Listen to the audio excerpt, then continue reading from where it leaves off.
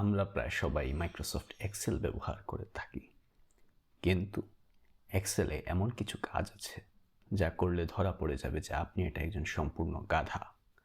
আমরা যেহেতু কেউ নিজেকে গাধা হিসেবে সবার সামনে হাজির করতে চাই না সাধারণত, তাই এই বিষয়গুলো না করাই ভালো। প্রথমত, কোনোভাবেই এক্সেলে কোনো সেল মার্জ করবেন না। মার্জ যদি করেন তাহলে আপনার শাস্তি হিসেবে আপনাকে ক্যাটস মুভি 100 বার দেখতে হবে। আচ্ছা, তো মার্জ করলে কি সমস্যা এবং এর বিকল্প কি? বেসিক্যালি মার্জ যদি করেন তাহলে হেডার রিকগনাইজ করতে সমস্যা হয়, কিবোর্ড দিয়ে স্ক্রলিংয়ে সমস্যা হয়, ফর্মুলা লিখতে সমস্যা হয়, ম্যাক্রো স্ক্রিপ্ট লেখায় সমস্যা হয়, সংক্ষেপে বললে হাজার হাজার সমস্যা। তো এত হাজার হাজার সমস্যার সমাধান কি? Centre across selection. যদি আপনি সৌন্দর্যের স্বার্থে মনে করেন আপনার সেলগুলোকে একত্রে রাখা দরকার, তাহলে সেন্টার অ্যাক্রস সিলেকশন ব্যবহার করতে পারেন। এজন্য আপনি হয় Ctrl+1 ক্লিক করুন, অথবা যে সেলগুলোকে একত্র করতে চান সেগুলোকে সিলেক্ট করে মাউসে রাইট ক্লিক করে ফরম্যাট সেলসে ক্লিক করুন। সেখানে অ্যালাইনমেন্টে ক্লিক করে সেন্টার অ্যাক্রস সিলেকশনে ক্লিক করুন হরিজন্টাল ড্রপডাউন মেনু থেকে। এখন আপনি ওই সেলে লিখলে লেখাগুলো মার্জ সেলের মতোই দেখাবে, কিন্তু টেক্সট একটা নির্দিষ্ট সেলের মধ্যে সীমাবদ্ধ থাকবে। এখন মার্জ করার আর কোনো প্রয়োজন থাকবে না আশা করি। আপনি যদি ইতিমধ্যে অনেক সেল মার্জ করে ফেলেন, তাহলে ওইগুলোকে আনমার্জ করে তারপর সেন্টার অ্যাক্রস সিলেকশন করেই ফেলতে পারেন চাইলে। আর এখন এটা শেখার পরও যদি আপনি সেল মার্জ করেন,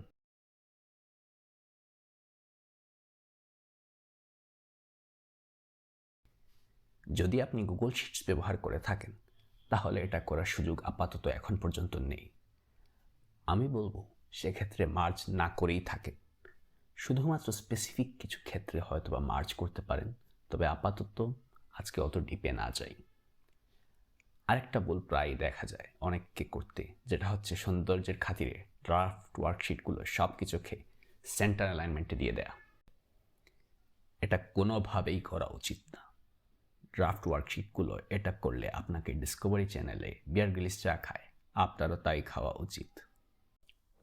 স্প্রেডশিট প্রোগ্রামের ডিফল্ট ফরম্যাটিং স্টাইলের কারণ আছে। নাম্বারস, তারিখ, সময় বা সংখ্যা জাতীয় সকল জিনিসপাতি রাইট অ্যালাইনমেন্ট, টেক্সট বা স্ট্রিং হচ্ছে লেফট অ্যালাইনমেন্ট, আর বুলিয়ান ভ্যালুজ যথা true false central alignment.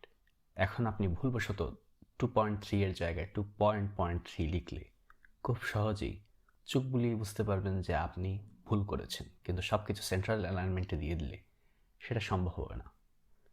Two B fair, আপনি যদি ফাইনাল কোনো রিপোর্ট বানান প্রদর্শনের স্বার্থে, তাহলে সেখানে সব কিছু সৌন্দর্যের খাতিরে সেন্ট্রাল অ্যালাইনমেন্টে দিতেই পারেন, কিন্তু ইন জেনারেল ডিফল্ট ফরম্যাটিং রাখাই ভালো ডিফল্ট ওয়ার্কশিটগুলো। তৃতীয় যে ভুলটা মানুষজন করে, এবং এটা খুবই বেসিক একটা এরর, সেটা হচ্ছে ক্যালকুলেশনের জন্য সেল রেফারেন্সগুলোকে একদম একটা স্পেসিফাইড রেঞ্জে রেখে দেয়া। এটা করলে নতুন কোনো ডাটা অ্যাড করলে ওই ডাটা আর ক্যালকুলেটেড ফর্মুলার ভেতরে ঢোকে না, তাই পুরো জিনিসটাই ধ্বংস। অর্থাৎ আবার ফর্মুলা এডিট করতে হয়, আর সাবধান না হলে আপনি যে নতুন ডাটা অ্যাড করেছেন তা যে হিসাবে আসে নাই তা আপনি হয়তো খেয়ালই করলেন না। এটার সমাধান করার জন্য অনেক উপায় আছে। কেউ কেউ পুরো কলামটাকে এই ফর্মুলার মধ্যে এনে ফেলে, যেমন সাম দিয়ে এখানে n/n এনে ফেলা হয়েছে, তাই কলামে যত নতুন ডাটা অ্যাড হোক না কেন সবই হিসাবে আসবে।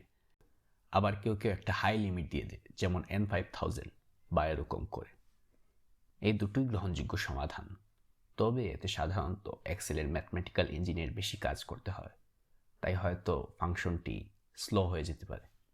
সবচেয়ে ভালো হয় যদি আপনি আপনার ডাটা টেবিলটাকে একটি এক্সেল টেবিলে রূপান্তর করেন, তাহলে নতুন কোনো ডাটা অ্যাড হলে এক্সেলের ইঞ্জিন সেটাকে খুব সহজেই অটোমেটিক্যালি ডিটেক্ট করতে পারবে এবং হিসাব করা যাবে। আর এটা হলে আপনি আপনার টেবিলের নামকরণ, ফিল্টারিং সহ আরও অনেক কিছু করতে পারবেন, যা হয়তো আপনার কাজটাকে অনেক সহজ করে দিবে। যাই হোক, টেবিল তৈরি করে হোক বা অন্য যে কোনোভাবে হোক, আপনি যদি এই ভিডিও দেখার পরেও এই ভুল করতে থাকেন, তাহলে আপনার উচিত সমুদ্রে মুরগি চাষের চেষ্টা করা।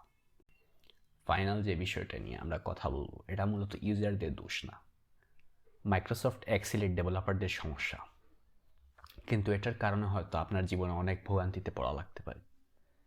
তো এমএস এক্সেলের লেটেস্ট যে ফাংশনগুলো, যেমন ল্যামডা ফাংশন, টেক্সট লিড ইত্যাদি, যেগুলো মাইক্রোসফট 365-এর অংশ হিসাবে আসছে, ওইগুলো ব্যবহারের ক্ষেত্রে আপনার সাবধান হতে হবে। যদি আপনি এক্সেল ফাইল অন্য মানুষজনের সাথে শেয়ার করার উদ্দেশ্য থাকে। আমাদের দেশে অধিকাংশ ইউজারই এখনও অফিস 2016 অথবা অফিস 2007-এর পাইরেটেড কপিতে চলে। আর আপনি যদি এই লেটেস্ট ফাংশনগুলো ইউজ করেন, তাহলে নেম এরর দেখাবে তাদের ডিভাইসে। এই সমস্যাটা এক্সেলের সব ভার্সনের ক্ষেত্রেই প্রযোজ্য। যদি আপনি এক্সেল 2016-এর এমন একটি ফাংশন ইউজ করেন যেটা আগের ভার্সনে নেই, তাহলে এই সমস্যার মুখোমুখি হবেন আপনি। এক্ষেত্রে কম্প্যাটিবিলিটি এরর যাতে না হয়, সেজন্য আপনি দুটি কাজ করতে পারেন। এক হচ্ছে যার কাছে শেয়ার করছেন তার এক্সেল ভার্সন বুঝে কাজ করা, অথবা এক্সেল অনলাইন দিয়ে যে শেয়ার করা হয়েছে সেটা এডিটের জন্য ওপেন করা। যদি এক্সেল অনলাইন ইউজ করেন, তাহলে আবার ম্যাক্রো বা বিবিএ স্ক্রিপ্ট ইউজ করতে পারবেন না, কিন্তু লেটেস্ট কোনো ফর্মুলা দেখতে বা এডিট করতে সমস্যা হবে না। ম্যাক্রো বা ভিবিএ স্ক্রিপ্ট যেহেতু ইতিমধ্যে মাইক্রোসফট অনেকটা ডেপ্রিকেট করে ফেলেছে এবং অনেকটা সিকিউরিটি রিস্ক হিসেবে দেখে, তাই নতুন কোনো এক্সেলের কাজে ভিবিএ স্ক্রিপ্ট না ইউজ করাই ভালো।